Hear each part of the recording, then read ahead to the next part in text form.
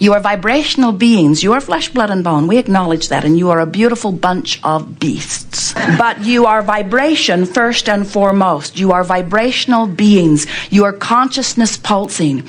And you are more about the non-physical consciousness that you don't remember than you are about the physical consciousness that you've come to know as you. You are source energy in physical bodies who are seen by source as perfection out here on the leading edge, having contrasting experiences so that you can take thought and experience and expansion beyond that which it has been before. So here you are, and here we are, and here you are, and here your inner beings are. And all you have to do is get a sense of this vibrational relativity and then make a decision that nothing is more important to you than that you feel good. And then bit by bit, and we really mean that, bit by bit, incrementally work your way up the emotional scale.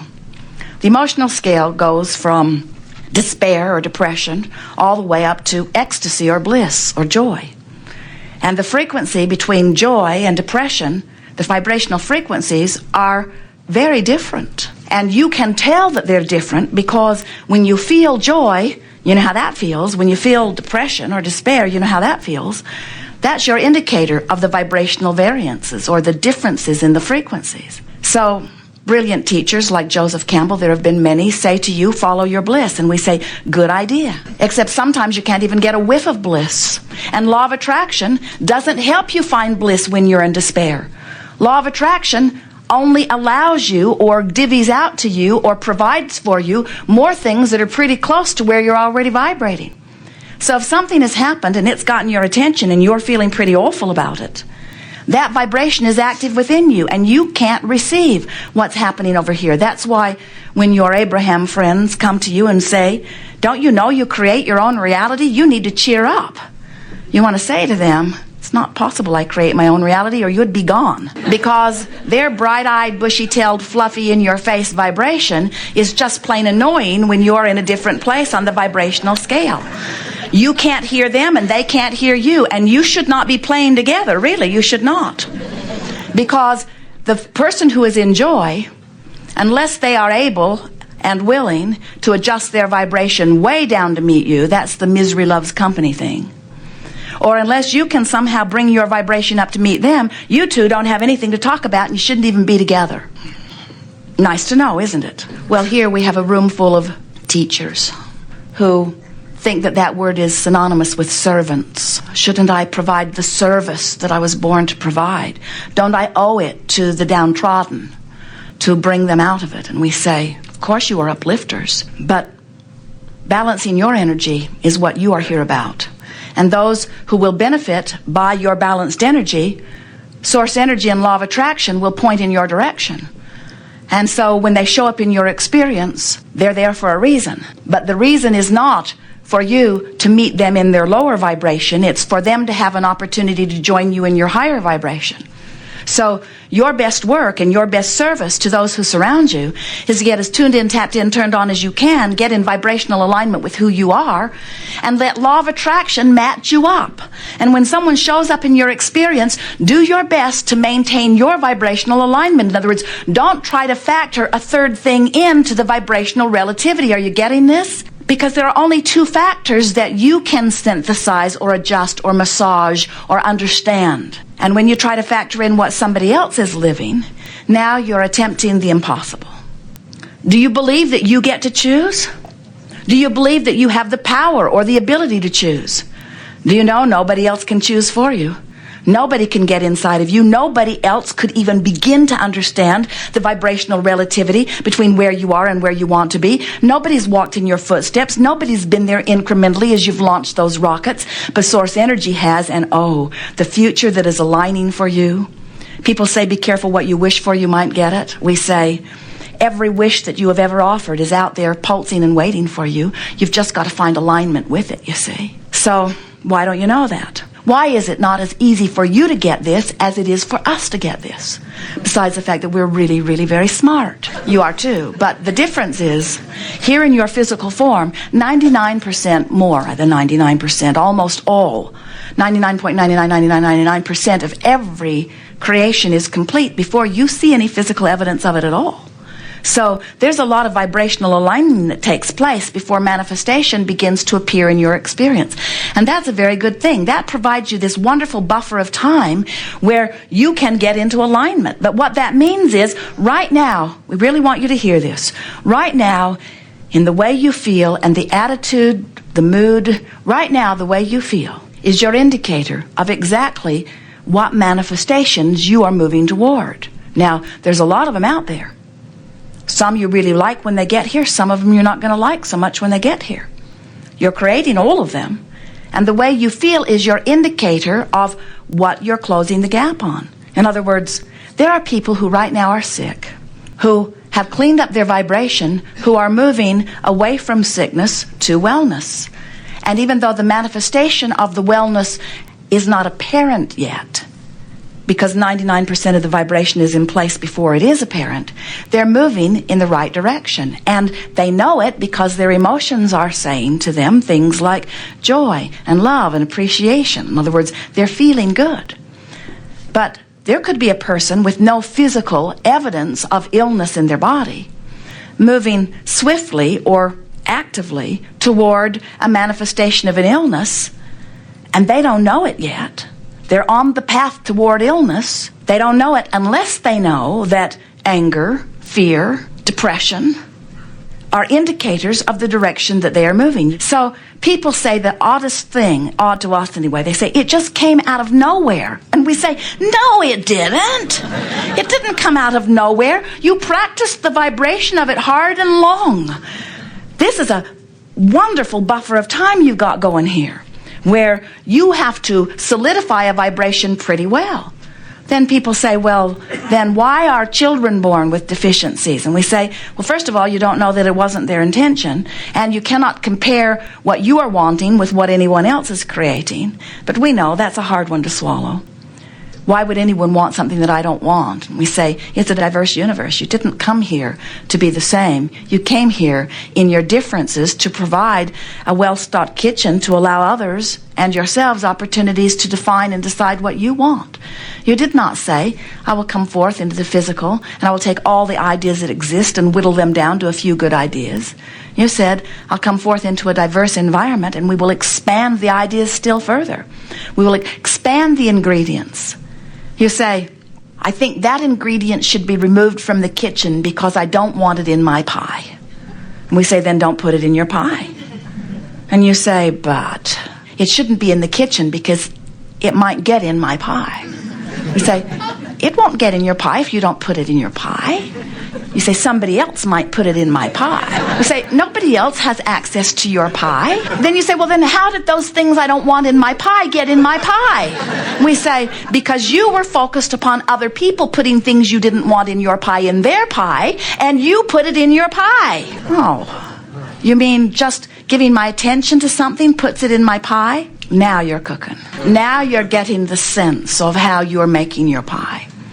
You do not need to remove things you do not want from this environment in order to live joyfully, but we certainly understand how it is that you feel that you need to, because if you are among the millions of people on the planet who still don't get it that you are vibrational in nature and that law of attraction is bringing things to you that match your vibration, we know that when you look at a circumstance that pleases you, you would like to promote more of that, and when you look at a circumstance that doesn't please you, you would like to stop that. But we want you to understand that in this vibrational-based universe, there is no such thing as exclusion. So when you say no to that thing that you do not want, you're actually putting it in your pie. When you say yes to something, you include it. When you say no to something, you include it because your attention to it activates it in your vibration, and that's how it gets in your pie. So we can understand how when you look around and you see things you don't want, like diseases or terrorists or anything that is unwanted, and you shout no at it, you would like it to go away. We know you would. We don't blame you at all. We just want to help you to understand that your attention to it causes an activation of it in your vibration. And when something is active in your vibration, you're moving toward it. It is just as simple as that. Don't fret about it. You have a huge buffer of time between the activation of something and the manifestation of something. And there's one more very significant point that we want to make to you. You are source energy embodied in these physical bodies. Well-being is the basis of all that you are. You don't have to work hard for well-being. You just have to stop doing that thing you're doing that is not allowing the well-being. There's not a source of well-being and a source of evil. You don't walk into a room and look for the dark switch on the wall. You don't expect to find some switch that causes a dark mist to cover the light. You know that you can turn the knob or push the button or flip the switch that resists the light, but the light is the source, and you're either allowing it or you're not. There's not a source of evil. There's not a source of sickness. There's only well-being, which you are letting in or not. And then you say, well, then where did the sickness come from? Where did the evil come from? Where did the not good come from? And we say, you get fixated on things you don't want. You activate it in your vibration. You beat the drum of it. You make a big deal about it. You join groups about it. You spread the news about it. Turn on your television and ask yourself, where does this stuff come from? You can't watch the Weather Channel without being indoctrinated with all of the deficiencies of your physical body. In other words, there are so many people who still believe that they can push hard enough against this thing that they do not want that they can make it go away. And we want you to understand they're just putting it in their pie, and they're just causing you to think about it until you've got it in your pie, and then they'll say, see, we told you it was a problem. And we say it's only a problem if it's active in your vibration. If it's not active in your vibration, it cannot touch you in any way, you see.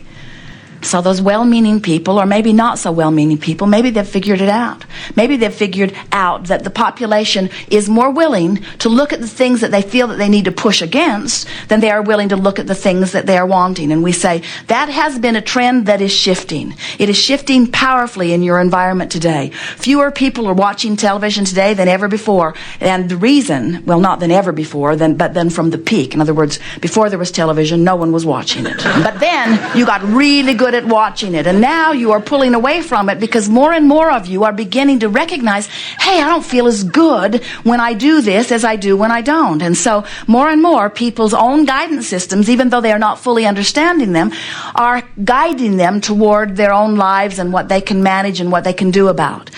And we want you to understand that when you discover that you are the creator of your own reality, and that the way you live is only about the vibrational integrity between you and you, between what you've launched and how you feel right now, and when you make a decision and you begin speaking a mantra that says, nothing is more important than that I feel good, and then you add to it what we're giving you here today, which is, I'm going to do my best to find the best feeling thought that I have available to me right now. I'm not going to demand bliss from despair. I'm not going to even demand bliss from frustration. Not now, not right now, this red hot minute. I'm just going to reach for the best feeling thought that I can find. If I'm angry, I'm going to find something that feels a little less angry, because for me now, the relief factor is the new thing that I've got my finger on the pulse of. I'm going to begin to pay attention to what thoughts that I can think that can take the tension away from me, that can take the tension of fear or the tension of anger or the tension of not believing, the tension of yearning, even the tension of hoping. There's tension in hoping, isn't there? Because you want something that you don't really believe you can get, but you want it. There's tension in that. There's a sort of tug of war that is indicated to you by your emotions. One last thing, and then we'll talk to you about anything you want to talk about. It's good to make peace with where you are for a number of reasons. When you make peace with where you are, you improve the vibration of it right away, which moves you more swiftly to where you really want to be. When you make peace with where you are, you come immediately into vibrational alignment with what's being held for you in vibrational escrow, and those things begin to move into your experience right away. But the biggest reason that we want you to make peace with where you are is because you are physical fiends, and we, your non-physical fiends, friends, fiends, same difference, will always be incomplete. So the contrast is going to cause you to launch a rocket of desire, which at first you will not be a vibrational match to. But then you're going to deliberately reach for thoughts that feel better until you become a vibrational match to this new rocket of desire, and now it's going to manifest. And now you're going to be standing on a new platform with a new set of contrasting experiences, which is going to launch another rocket of desire, which at first you're not going to be a match to. But you're going to work your way up the emotional scale until you become a vibrational match to it, and then it's going to manifest. And now you're going to be standing on a new platform, which will give birth to another rocket of desire. decide today that you're going to do your best to make peace with where you are, which means talk about all of the reasons that is as good as it is. Play it up.